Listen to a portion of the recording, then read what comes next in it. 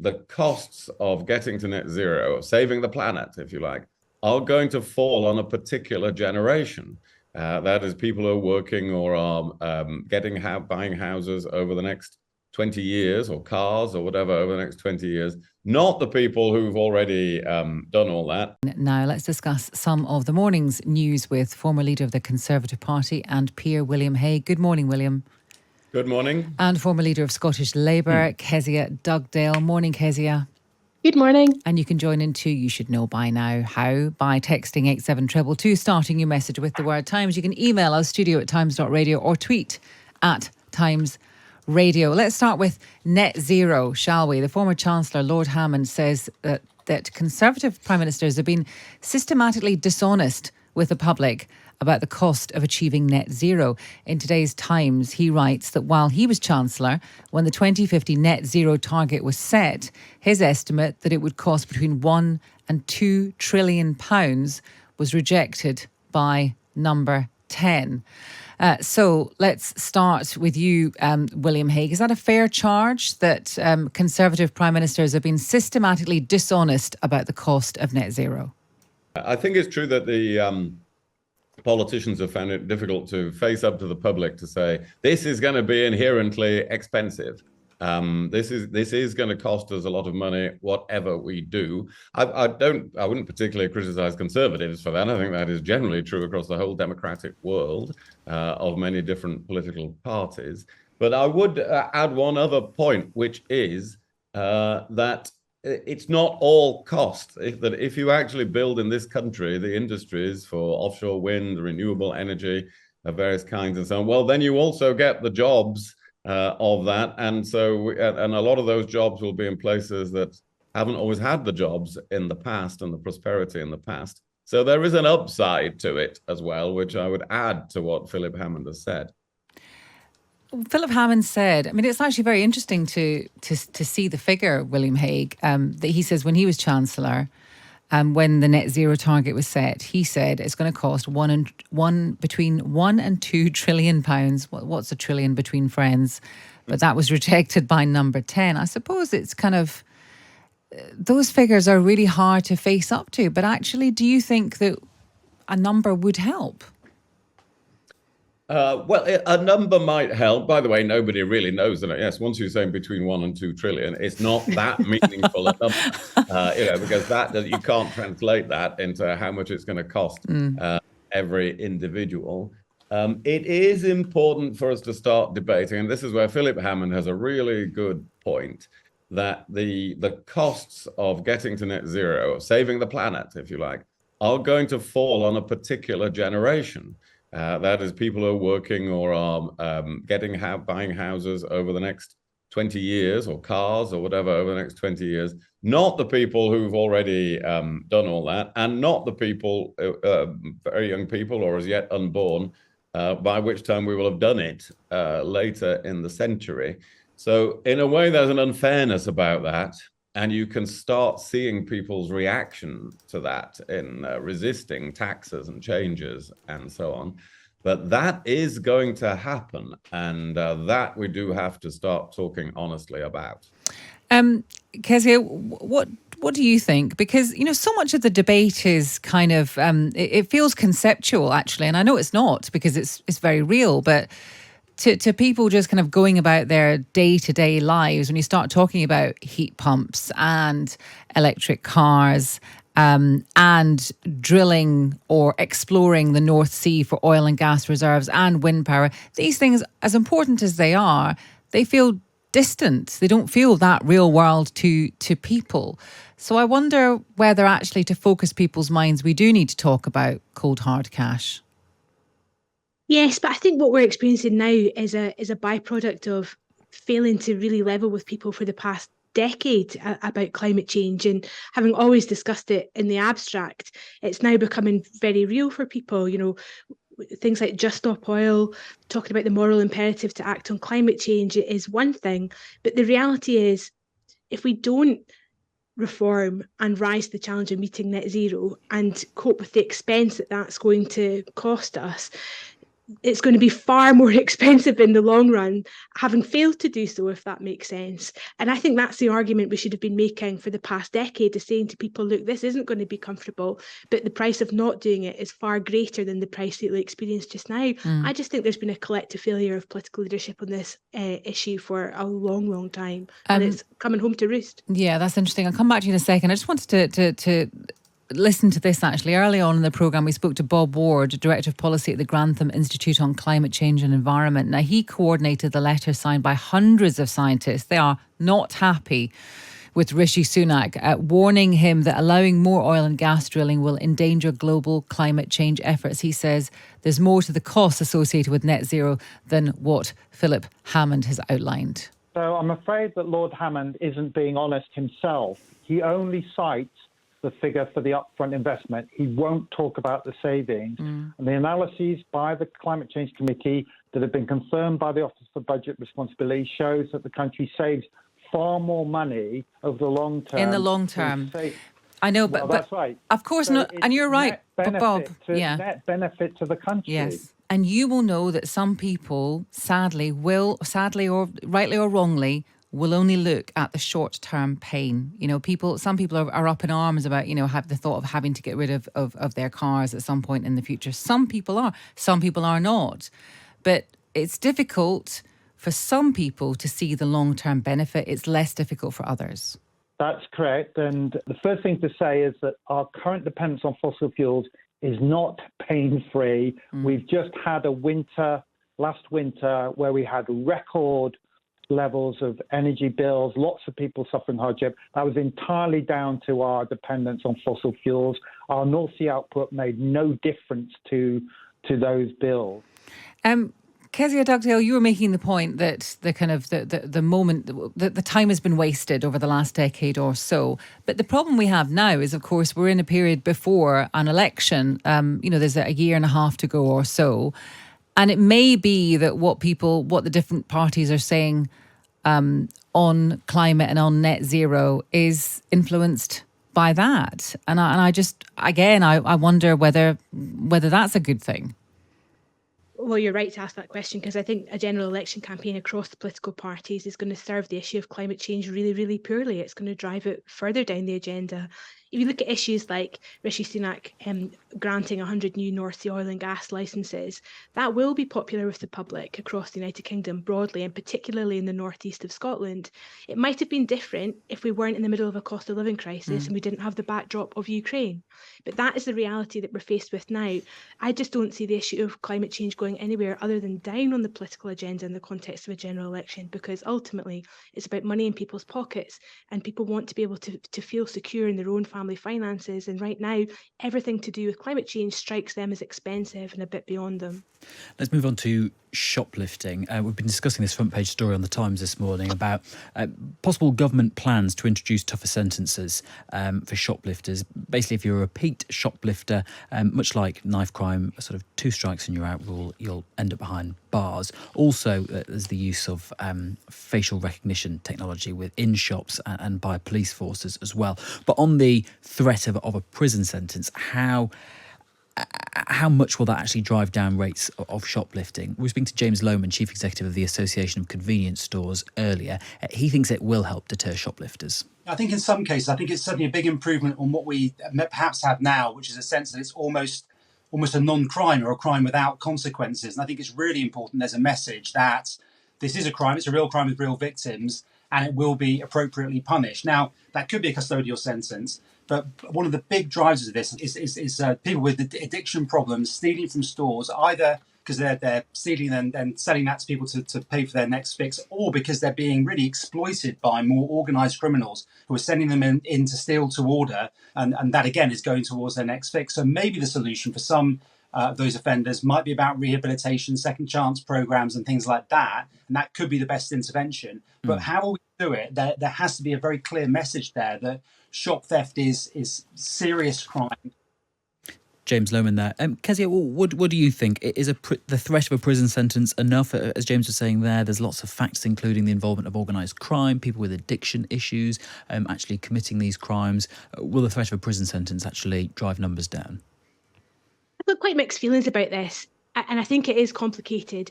I mean, theft is one of the most common offences that women will commit, but they do it for a variety of different reasons. And that guest has just pointed to one of them. Perhaps it's to feed a habit, perhaps it's to feed a family. And I feel like it's much more important to examine the root causes of why that crime is committed and try to deter those rather than think that jail's going to do the job for you. Huge implications for children if women are jailed. And I think that's got to be the primary consideration if you're going to rapidly increase the number of people that go to jail for theft. William Hague, part of James's point there was that this has essentially been decriminalised over the past number of years. Yeah, well, he's right about that, because you can now, it seems, commit 50 shoplifting offences before a judge will send you to jail. So I think the reforms that are now being talked about, well, that would be a much lower number of offences, are correct. But I suspect the facial recognition technology is going to make the bigger difference over time. Because that, and I think this is an appropriate way to use facial recognition technology. There'll be some debate about that, but in order to prevent crime in obvious places where it is committed, being able to spot somebody and link them straight up to a database, or even identify a repeat shoplifter as soon as they come into the shop, that is probably going to make a bigger difference than sending people to prison over time. But how do you both feel about that? I mean, neither of you, I'm assuming, have got a criminal record to hide, but how do you feel, Kez, about going into the co-op and having your face scanned and run against the police national computer database just because you popped in for some milk?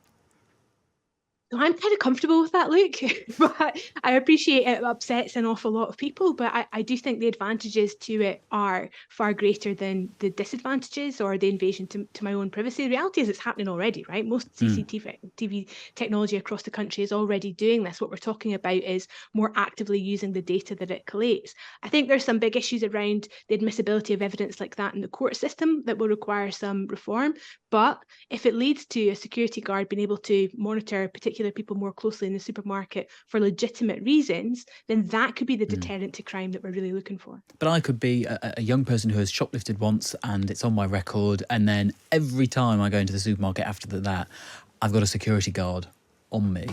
Is that fair, William Hague? Well, it would be a good idea not to have shoplifted once in that case. I was being hypothetical. It's not me. No, I know you're not saying you actually did it. But even in the hypothetical case, well, that would be a reminder not to start shoplifting. So now, of course, there's got to be limits. We can all envisage how surveillance and facial recognition could be taken much too far. So that will have to be strictly controlled. But as I say, at places which are regular crime scenes, that does seem to be appropriate. And exactly as Kezia says, why have we caught some of the people who tried to commit acts of terrorism in recent years? Well, it's because they've been spotted by CCTV getting off a train, walking down the street, and so on. So this is part now of how we can better defend ourselves. Criminals are using technology. We have to use it as well. We are going to talk about restaurant teams now, because a famous TikTok chef has been cooking up an online storm. This is Thomas Straker. He has a restaurant in Notting Hill. He posted a picture of his chef team, which he took some time assembling, but it didn't go down well. There are 8 people in his chef team, and they are all white men. Now, when someone took issue online, he told them to calm down, but later apologised and said that he was absolutely committed to ensuring diversity in his restaurants.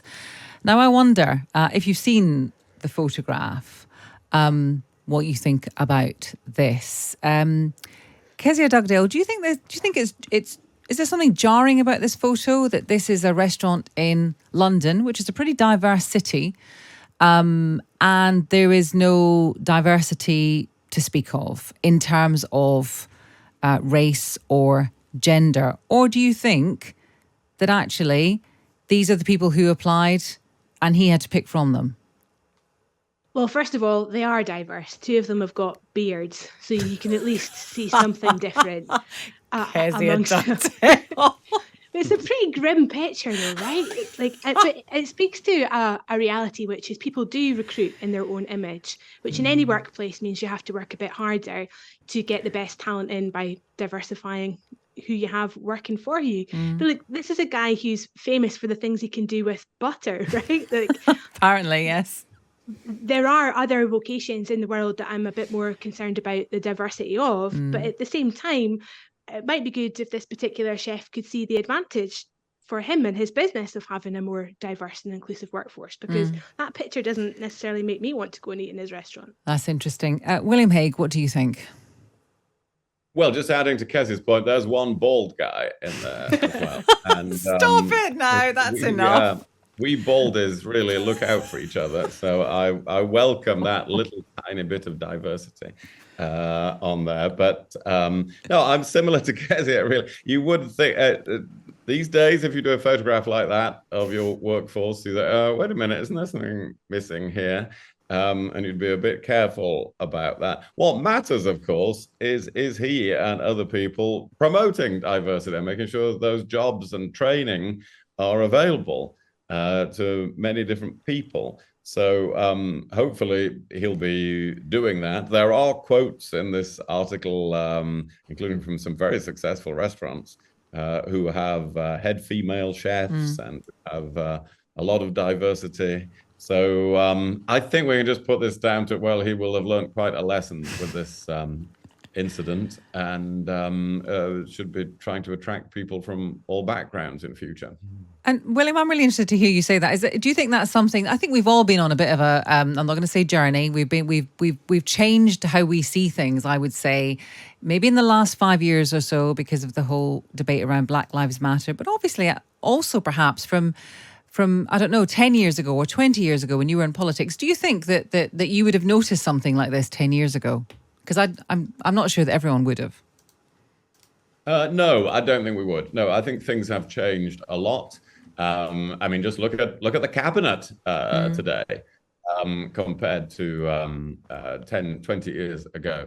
Completely different. But that is a really good thing about this country. And so the fact that we've changed in that way is a positive thing. And it will mean there's so many new role models and so many more careers open to everybody than was the case 20 years ago. Now, change of topic. Many of us will know the fury of people who don't reply to emails. Awful bunch of people. Apparently, the way to get their attention, according to some research from Axios, is to send the email between 3 and 6 p.m. on a Sunday. I think the logic is then it is top of their inboxes when they come in on a Monday morning. 94% of those emails get responded to, according to this research. Kezzy Dugdale, are you one of those people who replies to all emails promptly? And do you think that this tactic will work to fight people who don't? No. She said nervously. Yeah, I mean, it would just be nonsense to try and claim otherwise. I'll plead that I couldn't possibly reply to everything in good time that comes in, and I think it's 10 times worse for politicians that will get 400 or 500 emails a day. Of course not, and then there's a triage process that goes with it.